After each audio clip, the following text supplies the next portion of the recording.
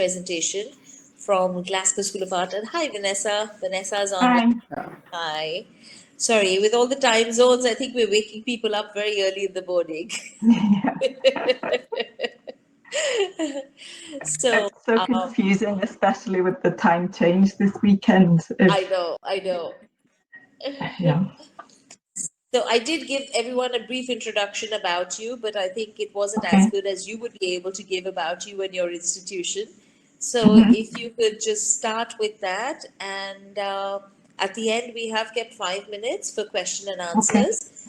Okay. Just to remind students who are logging on now that Right. please do use the chat box to ask your questions. We will answer all of them at the end of the session.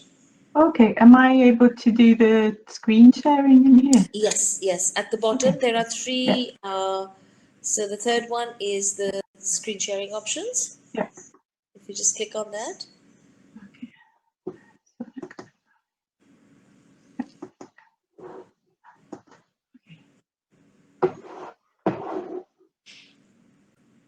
Yeah, we can see your screen now. Yeah, that's great. And you can still see me, right? Yep. Yes. I'm switching my mic off now, Vanessa, so that I don't interfere with your presentation.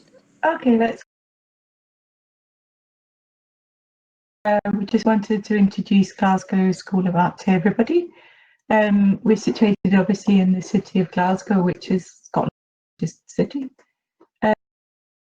The art school is around about 170 years old, and we are quite large for art school, small for university. And the degrees that we offer are awarded by the University of Glasgow. So I've got a few questions here about having you think about what you could actually do at art school, and what things that you might study, how you might work after you a degree at art school. So I've got some questions of which of these things do you think you could work on with a degree from art school. So one of them is ultrasound. The next is LinkedIn. The next one, operations to separate conjoined twins. The last one is a financial analyst.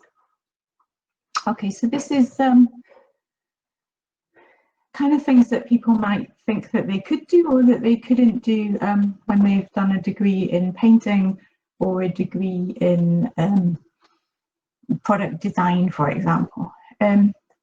So ultrasound was actually created in Glasgow by product designers from Glasgow School of Art and by engineers from the University of Glasgow.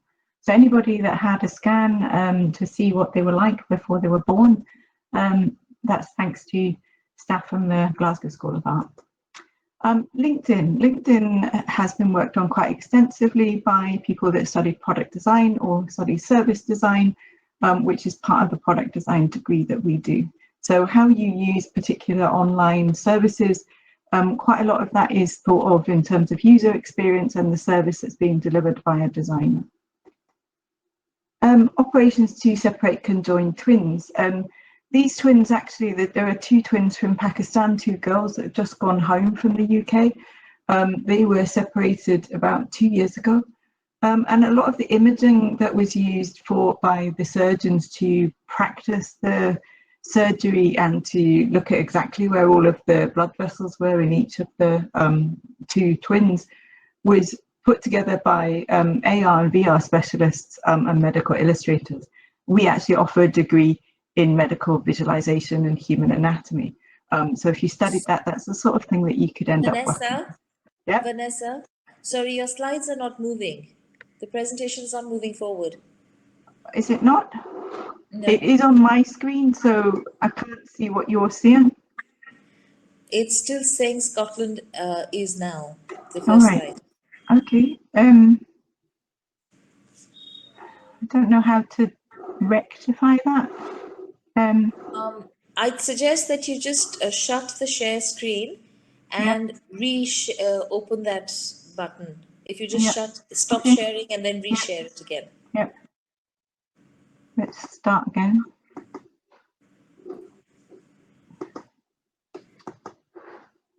But it should come from. I know. technology, we rely on it so much and it fails us so often. Yes. On this, so Yes, now it's moving. you Now able it's to moving. see that now? Yeah. Yes, yes. Okay, good. Hopefully, I'll be able to see and what you've got. Um, so just to say that financial analyst, we actually have a painting graduate that works as a financial analyst. That's because a lot of jobs in the UK don't specify the type of degree that you do. So actually having done a degree in something seemingly as impractical as painting doesn't mean that you can't get a job at the end of it.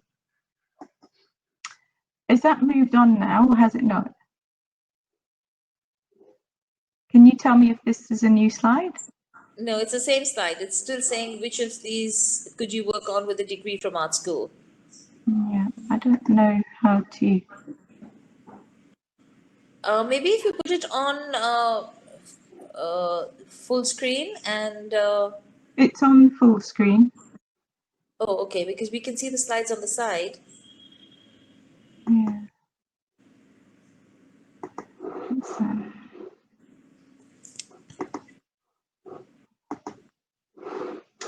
I think that's got a. Yes, now it's moved on. Yeah, but you're seeing the slides down the side as well, right? Yeah, Yes. sorry. Well, we'll carry on like this because it's obviously not doing it off the full screen for some reason. Okay. Okay, that's fine. This might at least actually work. So this year, the art school ranks in the top 20 or in the top 10 in the QS World ranking. So we're actually ranked at number 8. Let's see now if we can move on through here. Actually. So we have creative disciplines in terms of architecture, fine art, design, innovation, simulation, and visualization. And we offer what's called a studio-based learning. Studio is not only the physical space, which students do have access to right now, but only on a limited basis, but it's also a way of working. So it's about the way that you go through work and that sort of community that you have within a studio learning environment. An art school education will be slightly different than more university education in that there is a lot of emphasis on making and experimentation. So often programs will be delivered by giving students a project brief and they will go off and work on those particular projects. So I'll just click through these quite quickly because obviously we don't want to spend a lot of time on something that you could find out on the internet anyway. We have a professional architecture program at both undergraduate and postgraduate level.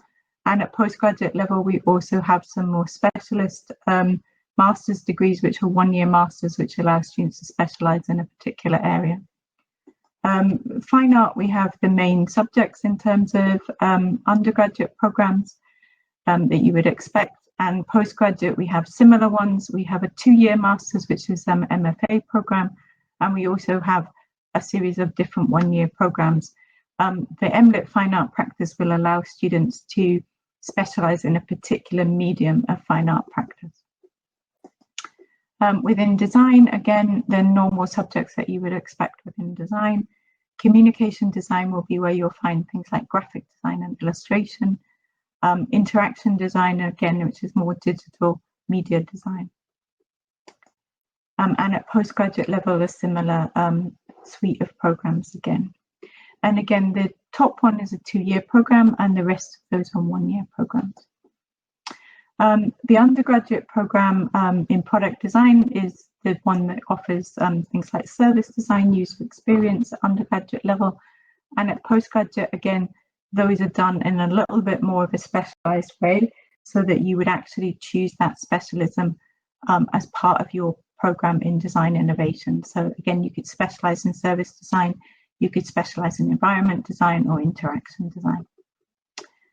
Within simulation and visualization, we have an undergraduate program that is immersive systems design, which offers you specializations in modeling and games and virtual reality. And the program that we spoke about before in terms of medical visualization and human anatomy, they offer that at postgraduate level as well. The human anatomy part is taught at the University of Glasgow. This is one of the about 5 programs that we offer jointly with the University of Glasgow. So students get to do cadaveric research as part of that program in medical visualization. We also offer a number of programs aimed at students who are not at university yet. So that might be things like portfolio preparation or English language. And we also offer an alternative first year program to our undergraduate direct entry programs, which is the International Foundation program. So this is, if you don't know exactly what you want to study at undergraduate level, you would come and do that year of foundation, and you would go into second year of programs in design and fine art from there. We do also have research programs, so in terms of Masters of Research, PhD and MPhil. We have a lot of information on our website about portfolios, what to include in a portfolio. And there are 2 things that I would point out that are frequently lacking from Indian portfolios. One of those is observational, where you actually look at something that's there in front of you and sketch it. And the second one is that demonstration of how you're developing your ideas. So sketchbooks, worksheets, etc. We don't just want to see finished work in a portfolio. In fact, this year, because of the limits to a lot of students in terms of their schooling, we're anticipating that there'll probably be quite a lot of work that won't get resolved in school because students are not in school as much as they have been in the past. So we were expecting students to present a lot more work in progress than finished pieces or resolved pieces of work. So you've got some examples here of how you can show your practical skills. That might be photography, it might be 2-dimensional, 3-dimensional work, it might be drawing and painting. And research and development, which is, again, as I said, a really key part of your portfolio that we would expect to see. Observational drawing. It's, again, not likely that many students this year are going to have life drawing as part of their portfolio, because that's something that you normally get to do when you're on campus or at school. But anytime when you're sitting watching somebody watch the television and you sketch them, you can do that within there. Again, one of the things that we're expecting to see in the portfolio is evidence of the subject that you're applying for, that you're interested in that subject. If you say in your personal statement that you are influenced by certain designers or certain fine artists, we would expect to see evidence of that in your portfolio. So if you say that you're influenced by a particular modern artist, we would expect to see some pictures that demonstrate that interest that you say that you have. Glasgow is a post-industrial city in the west of Scotland. It was once the, I don't know, the second city of the empire or something ridiculous. It made a lot of money trading, particularly with the empire, particularly with India. And as a result of that, a lot of construction happened in the 19th century. In the early 1980s, late 1970s, 1980s, a lot of the factories closed, a lot of the shipyards closed, and Glasgow gradually reinvented itself after that as more of a creative centre, more of an artistic centre. There got to be quite a lot of real estate that was empty and cheap, and artists moved into that, and it's now one of the 3 centres of contemporary art practice in Western Europe. We're quite an international art school. Around about 35% of our students come from outside of the UK. And we also offer students on programmes that are more than 1 year long the opportunity to go abroad. Sadly, this year that hasn't been possible, but we're hopeful that from next year onwards that will again start to be possible again. Students have access to technical workshops to help them make work. We also have 2 halls of residence where students have their own bedroom. In both of them, they have the option to have their own bathroom as well, and they are both self-catering, so students have to make their own food. This year, in order to try to prevent the spread of coronavirus in shared areas, certainly while students have been quarantining or if students are self-isolating, there actually is a rota in terms of when you can access the kitchen so that you're not getting into contact with your flatmates and therefore having the risk of spreading the disease. And at the end of the degree and art degrees, there's a degree show that students will put on their work to the public. This year that again was done virtually. So the essentials, you probably know, there's an online application that's either through UCAS for undergraduate or directly to the art school for postgraduate. And for both of those, we have an online portfolio upload. In undergraduate, you have to upload images of your work. So it's usually between 15 and 25 slides of work. Postgraduate, you have the option to do that, or you can also upload a PDF. Or you can send a link to a website where your portfolio will be found. Our tuition fees are usually updated in late November for the following year. We're not anticipating this year that there'll be a significant rise in tuition fees. It's more likely that they won't go up at all. And our scholarships, you need to make a separate application for scholarships, which is done by the end of May, and you would usually find out in June if you have been awarded one of those. Most of the scholarships will be partial scholarships. We don't tend to award any full scholarships. In terms of entry requirements, academic entry requirements, we're usually looking for you to have a minimum of 70% in your 12th certificate and 30 points in IB. It does vary by some programs. And then we're also asking students to submit a UKVI IELTS certificate. We do accept some other certificates, so we do accept TOEFL, sometimes alongside a verification interview, and we do accept things like the Pearson's Test of English as well. If you're coming for postgraduate, we normally also expect you to have a 4-year degree programme with grades of around 70 or 75%, depending on where you studied. So thank you very much. You can follow us on Instagram. You can follow us on Facebook, you can follow us on Twitter. We do also run some WhatsApp groups for students once they've been made offers. So I'm going to stop sharing my screen now, and if we've got any questions, we can have them. The questions in the chat, is that right, Nina? Yeah, okay. This camera has a wider angle than my normal Zoom camera, so you can see my rubbish in the back of my room. Sorry? This is the joys of working from home. Yeah, well, we have come into office, so things seem to be getting back to normal, though the numbers aren't declining, but yeah, office is running. So for everyone that's just logged in, I know we're running a little bit ahead of schedule. Vanessa was scheduled to present at 3:30, and we are just at 3:30 now, so we are a bit ahead of schedule. Okay. But for people who were logged in, I didn't want them to just keep waiting and looking at an empty screen, so we just that's fine.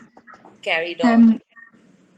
We get a question from Deepak about how many pieces we should add in the portfolio. It does depend on the program. So for fine art undergraduate programs, we ask for 25 slides, which is not the same as 25 pieces. And for design and architecture, it's 15. And normally for most of the postgraduate programs, they're looking for about 20 slides. Normally, staff will spend between 20 to 30 minutes looking at the portfolio, so it shouldn't be any longer than that. 25 slides means that you could put more than that, pieces than that, but you will need to include your sketchbooks and your work in progress, and normally on those slides you will have probably 4 or 5 pages from your sketchbook. If you've got research work, you will put multiple things on that one slide. So there's quite a lot of work that you can show. Naki has a question about the foundation. Yeah. So we would expect you to, if you've done a foundation which would be equivalent to our foundation, we would expect you to be applying to year 2 of degrees. We have a 4-year degree because we're based in Scotland. So that's why we don't normally require a foundation for entry to year 1. If you have done a foundation which is appropriate in terms of the type of content that you have, then we would expect you to come into year 2 of those programs. If you're coming to architecture, you would have to apply for year 1 unless you have already studied architecture for a year. So Vinita, we have 2 routes to going through the Master of Architecture. We have a Master of Architectural Studies, which is a 1-year program where you specialize in a specific area of architecture.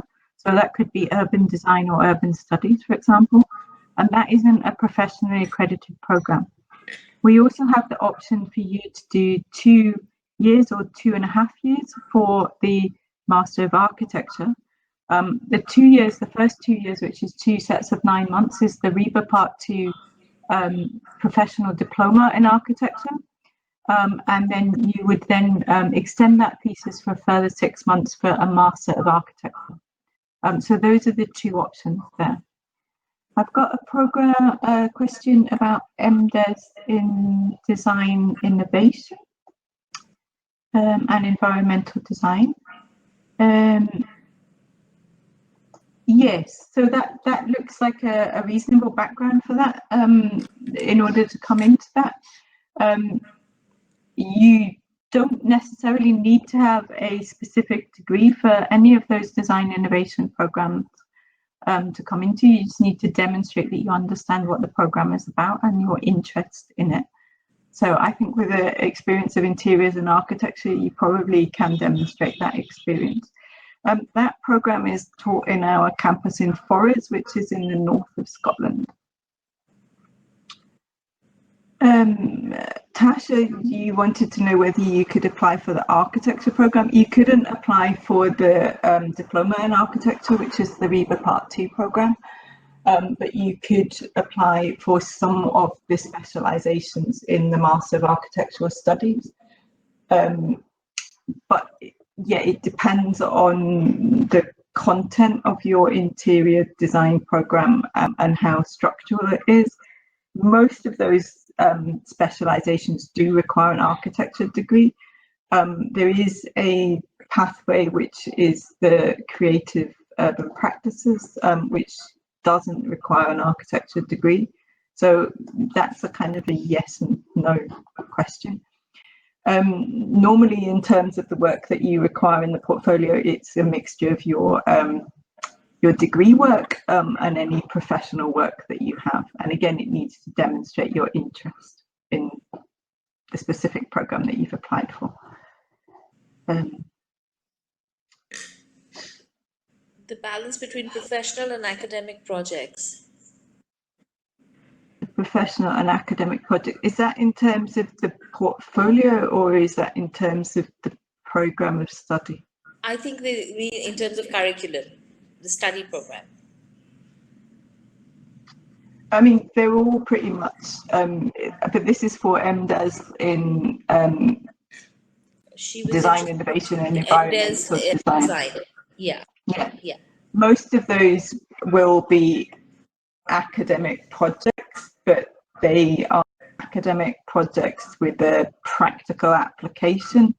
So it's not that you, I mean, in any of the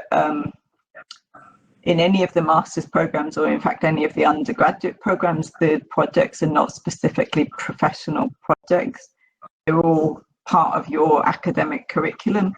It may be that it's what they call a live project. So it would be a project that comes from a company that has that project for their client, but you wouldn't be doing it for that client. You would be doing it as part of your degree program. So it will be assessed as part of your degree program and it will have learning outcomes as part of your degree program. We've got a question from Ram about scholarships specific. I can speak properly, specifically for Indian students. We participate in the Scotland Saltire scholarship scheme, which has scholarships which are specific for Indian, Canadian, I think US students. So there are a number of those that Indian students can apply for specifically. Just for Indian students, we don't have any specifically for that, no. So you're eligible to apply for a number of international scholarships and those ones which are supported by the Scottish Government.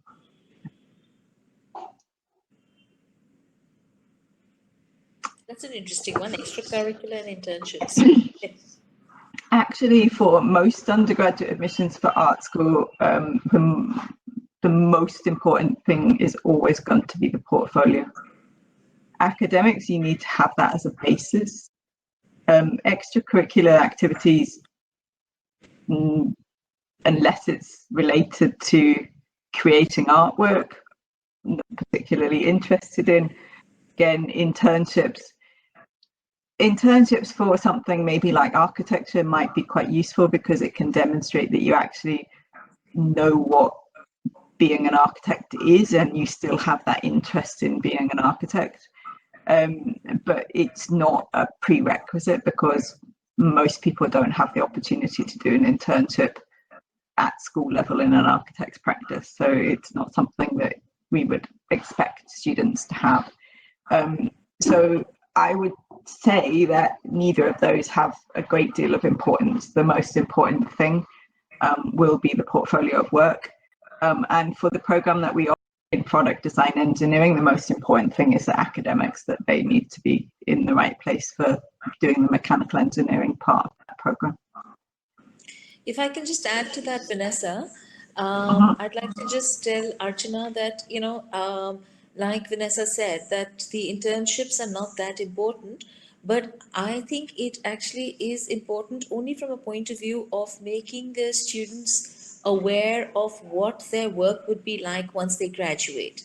So, if you do a degree in fashion, you know what the world of fashion is all about. You're sitting with tailors, you need to know how to stitch, you need to know design patterns. So, a lot of times, as a school student or an undergraduate student, you're unaware of what the industry demands. So, doing that internship only clarifies in your head that, okay, this is absolutely the right course for me because this is the kind of work I'd like to do once I graduate. It's not, I agree with Vanessa, it's not important for admissions, but it's important for you to be absolutely clear that you're not making the wrong decision. Yeah. And I think that, I mean, one of the assessment criteria that we have is how well you demonstrate your interest in the subject. And obviously, if you understand what the subject is more because you've interned in it, then you can demonstrate that interest better. But again, it's taking into consideration the fact that there'll be a large number of students who don't have that opportunity.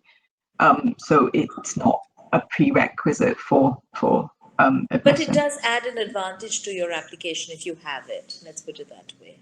Yeah. Yes, but what I would also say is that don't spend your time doing your internship and at the detriment of spending time putting together your portfolio. Yeah, true.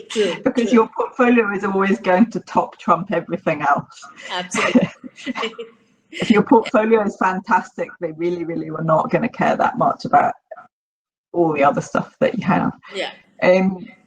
In terms of placement opportunities for international students, we don't do placements in the UK the way that you understand them in India.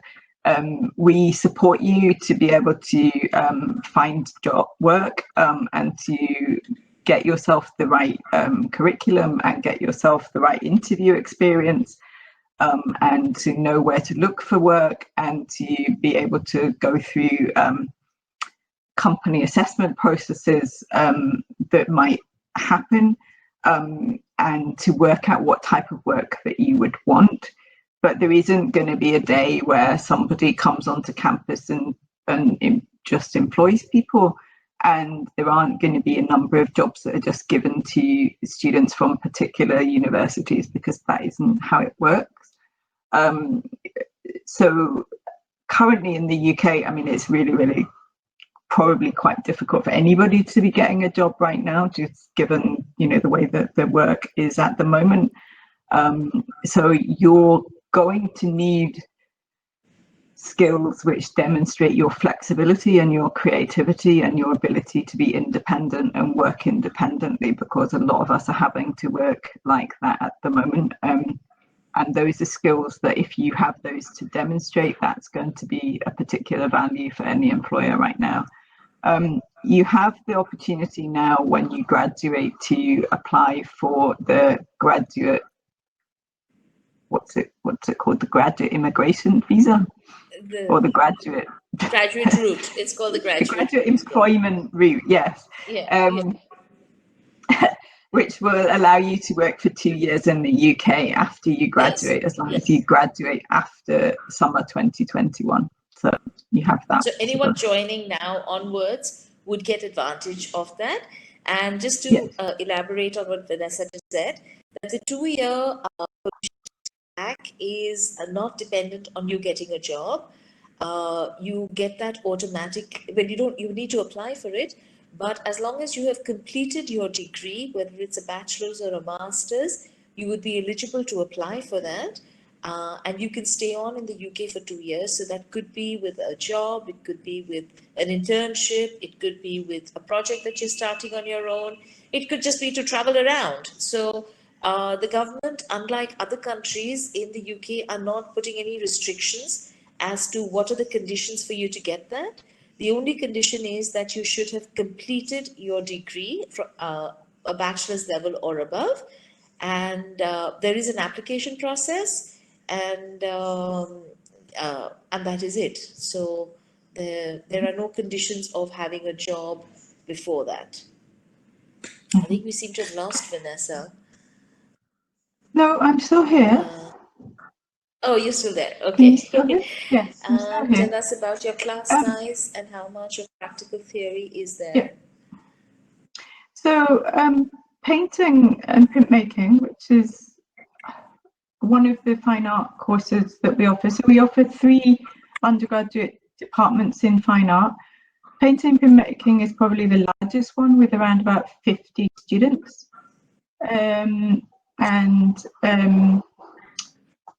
Sculpture and environmental art is probably the next biggest, with around about 40, and photography is the smallest one of those, with around about 25 students.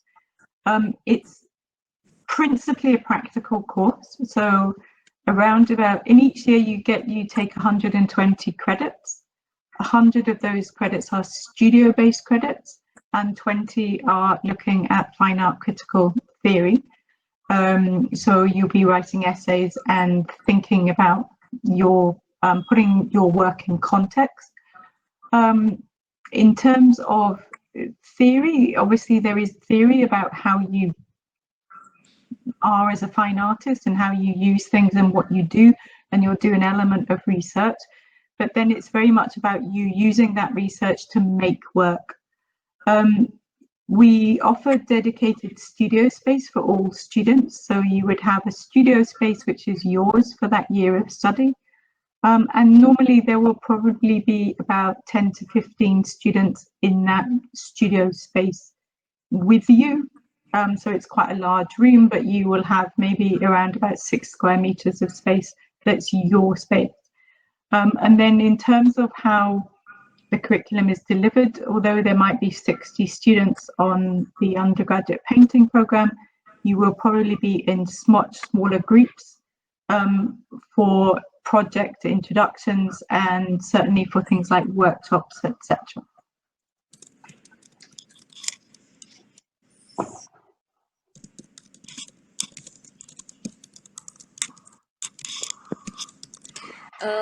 What would be the general profile of students studying MDes, Design Innovation? How many students would there be overall? So in Forest this year, I think there's around about 35 students. a large percentage of those are studying interaction design, which is one of the 3 pathways we offer at Forest. There's probably around about 7 or 8 students doing environment design. Quite a significant number of those students will be Chinese students. China tends to be one of our main markets, and we tend to get quite a lot of high quality applications from China. I think this year across the Forest programs, we probably had around about 350 applicants. The large majority of those again for interaction design. So yeah, I mean, and we would probably offer, I guess, about 100 or so places. This year we've offered more places than we would normally offer because the conversion rate hasn't been the same as it ordinarily would be because of the pandemic.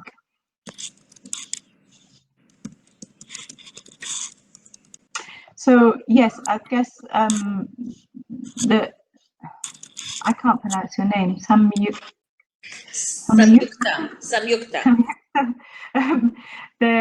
My colleague Ian Reid from Design Innovation will be doing one-on-one interviews on the 3rd of November. So if you did want to speak to him directly about design innovation, he actually teaches on service design in Glasgow, but he knows about the program both at Forest and in Glasgow, so he can talk with you then. If I can just explain to the students that are attending also, the Glasgow School of Art interviews are slightly different from the rest of the interviews, which is why you would have seen on the booking calendar, it's not part of the calendar. It's a separate calendar for Glasgow School of Arts. So GSA has that special privilege, Vanessa. You have a separate section because it's coinciding with their open day and open days or open week actually now, and so they have created Eventbrite calendars for people to book one-on-ones. But these calendars are available not only to you all but to all students across the world. So if you are interested in booking, please do book in advance, because I think the undergraduate one is kind of full already, and Vanessa can only talk so much and meet only so many students. So Yeah. do book those in advance. We are also doing a number of the US National Portfolio Day Association activities as well. So that also might give some students an extra opportunity to talk to somebody if we're online at that stage too. Those Eventbrites were only for your students, Minal, so they're not available. I haven't published those links to anybody else. Oh, So okay. the one on Sunday for undergraduates and the innovation one and the design one are just for students from here. Yeah. Okay, I think we have our next presenter coming on a bit Yep, early, but that's good. we still have another 5 minutes or so. Yep. So if there are any other questions, do let us know.